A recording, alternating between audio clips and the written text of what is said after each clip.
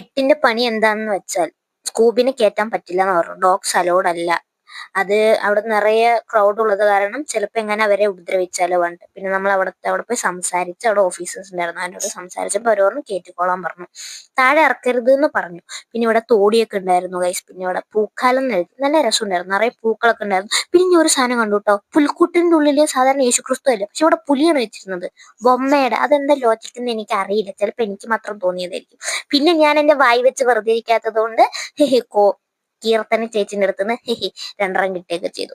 പിന്നെ നമ്മുടെ സ്കൂബി ഉപദ്രവകാരി അല്ലാത്തത് കൊണ്ടും പാവമായതുകൊണ്ട് നമ്മൾ ഇറക്കി വിട്ടു. പിന്നെ നമ്മൾ നമ്മുടെ യക്ഷി ചേച്ചിയെ കണ്ടു ഗൈസ്. വാവ്, സൂപ്പർ.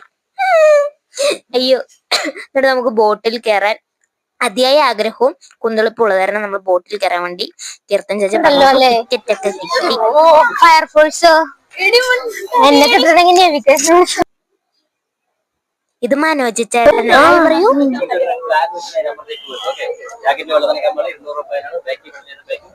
അപ്പൊ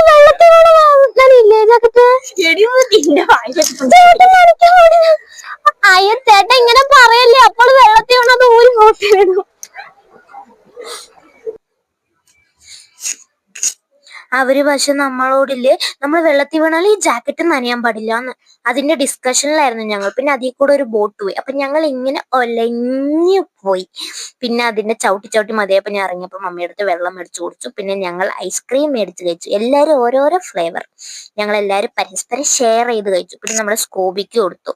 സ്കൂബി സൂപ്പർ, വാ, സ്കൂബിക്ക് നന്നായി ഇഷ്ടപ്പെട്ടു. പിന്നെ ഞാൻ സ്കൂബിനെ എടുത്ത് കുറച്ചു നേരം കൊഞ്ചിച്ച് ഉമ്മയൊക്കെ കൊടുത്ത് ഇറക്കി വിട്ടു. ആ ഐസ്ക്രീം കഴിച്ചതിന്റെ കുന്തളിപ്പ് അവൾ ഇവിടെ ഫുൾ ഓടി അങ്ങ് തീർത്തു. ചേച്ചിക്ക് പിന്നെ മതി.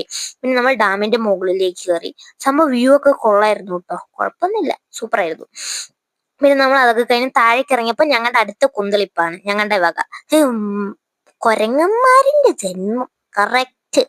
വള്ളിയിലൊക്കെ പിടിച്ച ക്ഷീണം തീർക്കാൻ നമ്മൾ മോമോസ് വാങ്ങി അതിന്റെ വിശപ്പടക്കി. സംഭവം ആക്രാന്തം മൂത്ത് കടിച്ചതാണെങ്കിലും വായ് ഫുൾ പൊള്ളിപ്പോയി. അത് പക്ഷെ ഞാൻ എഴുത്തില്ല. നമ്മളത് കഴിച്ചു. പിന്നെ അതിന്റെ ക്ഷീണം മാറാൻ വേണ്ടി നമ്മൾ ഒരു ഷർബത്ത് കുടിച്ചു, ഞഞ്ഞാരി ഷർബത്ത്, സോഡ.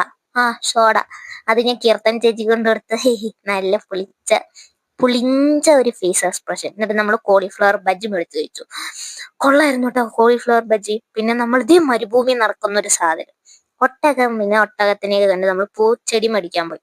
അപ്പോഴേക്കും മഴ വന്നു വെച്ചിട്ടുണ്ട്. ഞങ്ങളെ അടിയിൽ കൂടെ ഓടിപ്പറഞ്ഞ് ചെടിയൊക്കെ മേടിച്ച് ഞങ്ങൾ ആ മഴയത്ത് നടന്നു പോയി.